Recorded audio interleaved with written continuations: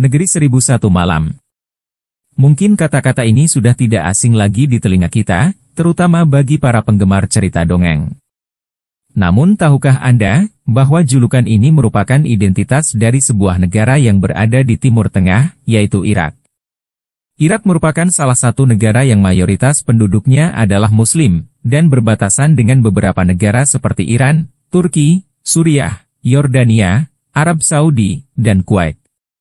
Negara yang beribu kota di Baghdad ini, dulunya merupakan salah satu negara besar yang kaya, dan memiliki kekuatan militer yang sangat diperhitungkan oleh dunia.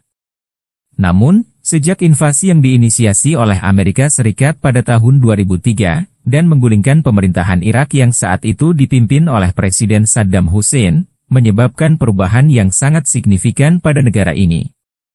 Seperti apa kondisi negara ini sekarang, dan bagaimana kehidupan sehari-hari masyarakatnya? Mari kita telusuri bersama-sama negara ini.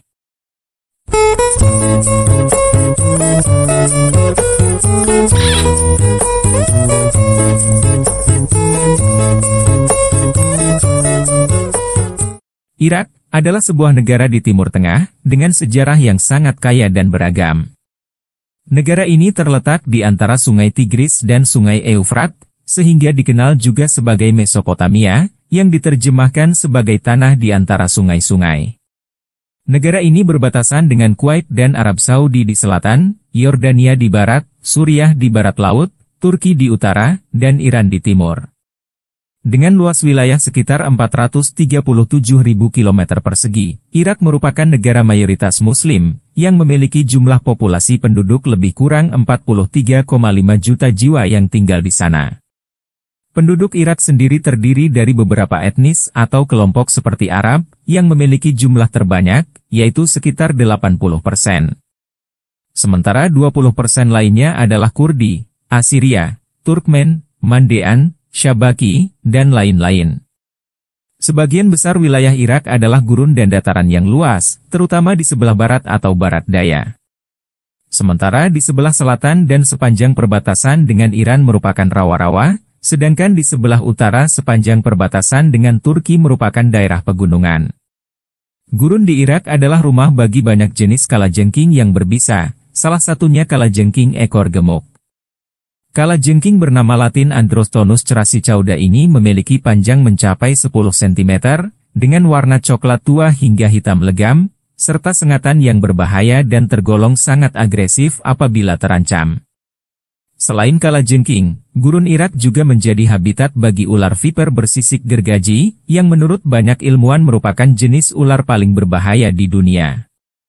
Sebagian besar wilayah Irak juga banyak dipenuhi kebun kurma, sehingga menjadikan negara ini sebagai salah satu negara penghasil kurma terbesar di dunia.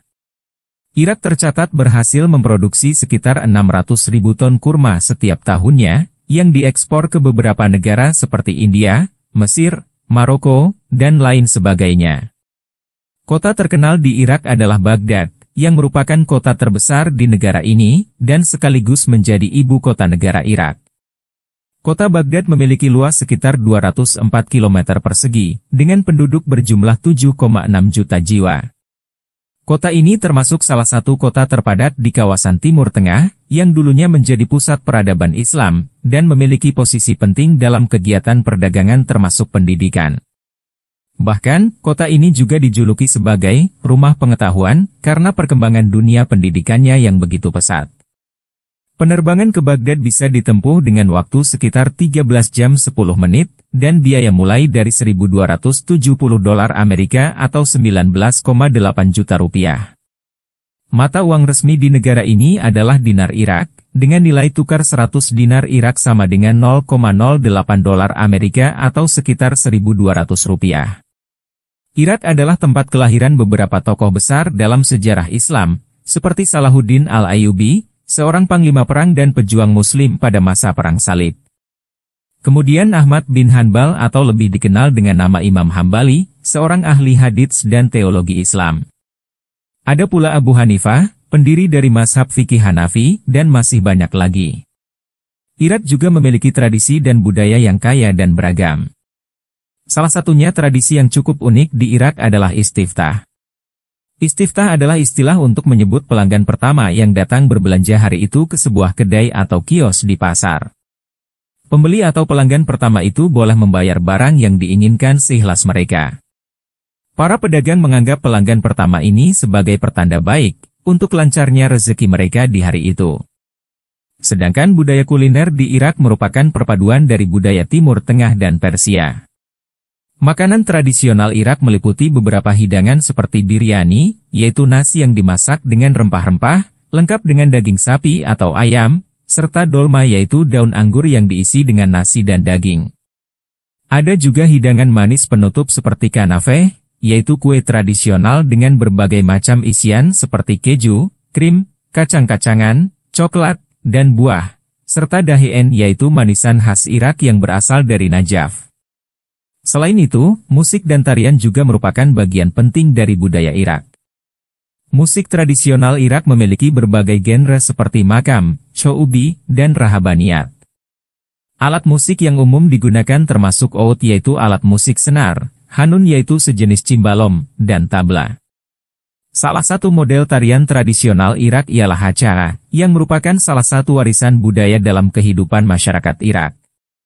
Tarian ini hampir mirip dengan tari perut tetapi lebih banyak gerakan leher dan tangan, serta sedikit gerakan pinggul. Penari wanita hacha harus mempunyai rambut yang panjang. Karena pada bagian tari tersebut, ada saatnya penari mengayunkan rambut mengikuti irama musik. Pada masa kejayaannya, Irak merupakan salah satu negara terkaya di Timur Tengah. Dengan sumber pendapatan utamanya adalah minyak bumi, Irak memiliki jumlah cadangan minyak mencapai 147 miliar barel, dan menduduki posisi keempat sebagai negara dengan jumlah minyak terbesar di dunia. Selain itu, Irak juga merupakan penghasil gas alam terbesar ketujuh di dunia, dengan jumlah sekitar 6,4 triliun meter kubik. Bisa dibayangkan betapa kayanya negara ini.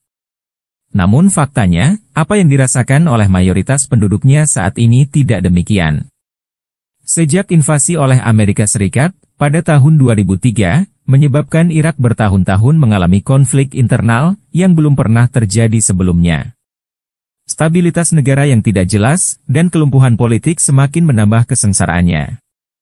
Ditambah lagi kondisi negara tanpa anggaran yang cukup, walaupun pendapatan dari minyak menghasilkan uang yang cukup besar. Serta kurangnya lowongan pekerjaan, layanan publik, dan kemiskinan yang semakin meluas, memicu protes besar-besaran yang semakin memburuk di seluruh negeri. Protes ini dipicu oleh rasa frustrasi dan kemarahan yang sangat besar, karena sistem politik Irak tidak memberikan hasil yang diharapkan oleh banyak warga Irak. Alih-alih menemukan solusi yang dapat membangun kembali legitimasi elit penguasa dan lembaga-lembaga politik, para elit Irak justru memanfaatkan kekacauan ini untuk mendapatkan lebih banyak keuntungan bagi diri mereka sendiri. Pertikaian antara faksi-faksi yang berbeda membuat parlemen mengalami kebuntuan politik. Pertikaian dan kebuntuan politik ini semakin menambah kemarahan publik, atas apa yang dilihat banyak orang sebagai skandal korupsi yang meluas dan merajalela. Epidemi korupsi ini telah mempengaruhi semua aspek kehidupan, yang menyebabkan banyak masalah ekonomi dan melemahnya wibawa negara.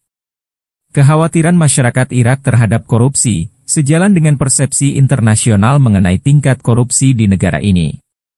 Peringkat Irak terus meningkat di antara negara-negara paling korup di dunia. Berdasarkan peringkat negara yang bebas korupsi, pada tahun 2021, negara ini menduduki peringkat ke-158 dari 180 negara di dunia. Sementara Indonesia saja masih menduduki peringkat ke-98.